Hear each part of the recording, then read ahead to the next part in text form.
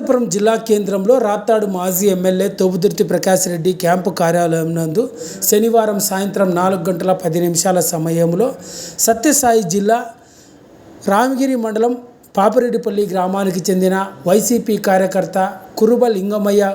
కుటుంబ సభ్యులకు రాప్తాడు నియోజకవర్గం సీనియర్ వైసీపీ నేత తోపుదుర్తి ఆత్మారామరెడ్డి, మాజీ మంత్రి ఉషా చరణ్ తదితరులు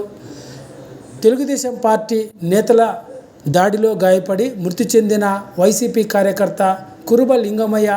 కుటుంబ సభ్యులకు 5 లక్షల రూపాయల చెక్కును అనంతపురం నగరంలో వారి కుటుంబ సభ్యులకు అందజేయడం జరిగింది. ఈ సందర్భంగా మాజీ మంత్రి ఉషా చరణ్, సీనియర్ వైసీపీ నేత తోపుదుర్తి ఆత్మారామరెడ్డి మాట్లాడుతూ,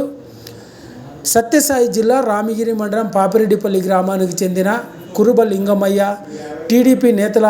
దాడిలో గాయపడి మృతి చెందడం జరిగిందని, కార్యకర్తకు అండగా ఉండాలనే ఉద్దేశంతోనే